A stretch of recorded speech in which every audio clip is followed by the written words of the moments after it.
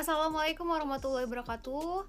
Pada video kali ini saya akan menjelaskan pada chapter 8 di slide 9, yaitu kerangka manajemen proyek pada mata kuliah rekayasa perangkat lunak. Ada 3 batasan manajemen proyek. Yang pertama itu ada time. Manajemen proyek harus bisa memperkirakan jumlah waktu yang dibutuhkan untuk menyelesaikan proyek secara keseluruhan. Penentuan batasan waktu ini pada umumnya akan dilakukan pada fase inisiasi dan perencanaan proyek untuk mengembangkan jadwal yang berisi durasi dari semua kegiatan proyek. Yang kedua itu ada scope atau ruang lingkup. Aspek ini mengacu pada semua tugas, aktivitas, atau pekerjaan yang perlu dilakukan dalam proses pengembangan proyek. Aspek selanjutnya yang perlu diperhatikan dalam manajemen proyek adalah cost atau budget atau biaya proyek. Aspek ini mengacu pada anggaran yang perlu dikeluarkan oleh klien agar pengembangan proyek dapat diselesaikan. Berikut adalah gambar dari kerangka manajemen proyek. Di sini ada stakeholder needs and expectation, dan ada 9 knowledge area, core function, project integration management, facilitating function, tools and techniques, dan project portfolio. Berikut adalah pengertian dari stakeholder. Stakeholder adalah istilah penyebutan bagi individu atau kelompok yang berkecimpung langsung dalam sebuah bisnis. Namun, seiring perubahan mindset banyak lembaga bisnis dan berjalannya waktu, arti stakeholder kini mencakup banyak pihak lain.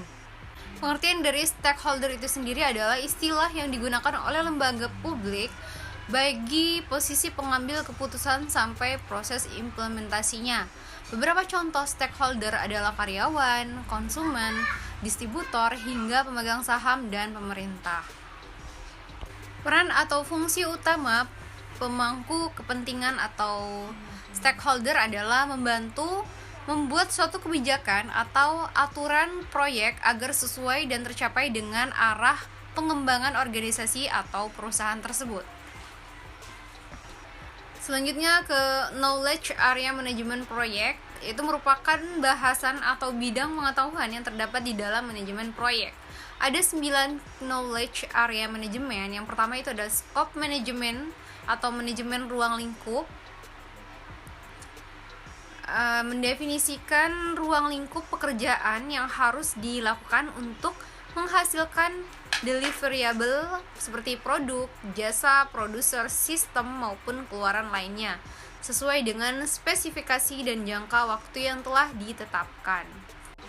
Selanjutnya ada time management atau manajemen waktu proyek. Sebagian besar perubahan proyek melibatkan perubahan jadwal dan disetujui oleh sponsor proyek. Selama perencanaan manajemen proyek harus membagi proyek menjadi tugas dan membuat jadwal. Maksudnya tanggal mulai dan selesai untuk setiap tugas dan anggaran untuk setiap tugas. Selanjutnya cost management, yaitu manajemen biaya proyek, meliputi proses membuat perencanaan, estimasi budget, dan mengontrol biaya agar biaya proyek tidak melebihi anggaran yang ditetapkan. Selanjutnya ada quality management atau manajemen kualitas proyek, yaitu kualitas adalah salah satu dari 3 kendala waktu, biaya, dan ruang lingkup. Dengan demikian, ketika Anda membutuhkan kualitas yang lebih baik, Anda perlu memasukkan lebih banyak waktu atau biaya. Human Research Management atau manajemen sumber daya manusia. Bidang pengetahuan ini berkaitan dengan mendapatkan tim yang tepat, memastikan kepuasan SDM, dan melacak kinerja SDM. Communication Management atau manajemen komunikasi proyek, yaitu bertujuan agar komunikasi dan aliran informasi proyek berjalan efektif dan efisien. Komunikasi dengan para pemangku kepentingan sering menjadi faktor kunci yang memungkinkan para pemangku kepentingan untuk merasa puas bahkan ketika perubahan yang tidak terduga terjadi. Risk management atau manajemen resiko proyek meliputi proses yang diperlukan untuk meminimalkan dampak negatif resiko terhadap keberhasilan proyek. Procurement management atau manajemen pengadaan proyek meliputi proses yang diperlukan untuk memenuhi pengadaan barang atau jasa yang disediakan oleh vendor atau kontraktor sesuai jadwal. Integration management atau manajemen integrasi proyek yaitu area pengetahuan ini berisi tugas-tugas yang menyatukan keseluruhan proyek, meliputi proses dan aktivitas yang diperlukan untuk mengombinasikan, menyatukan, dan mengoordinasikan berbagai proses dan aktivitas manajemen proyek. Selanjutnya kita ke tools and techniques. Pertama itu ada organization, cards, and position description. Yaitu berbagai format yang ada untuk mendokumentasikan peran serta tanggung jawab anggota tim.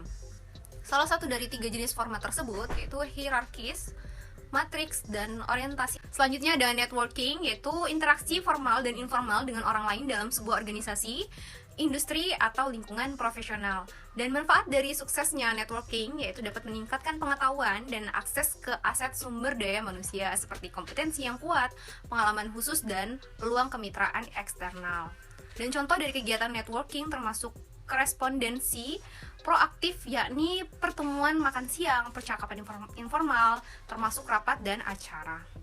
Dan yang terakhir ada organizational theory, itu teori organisasi memberi informasi tentang cara seseorang, tim, dan unit organisasi berperilaku.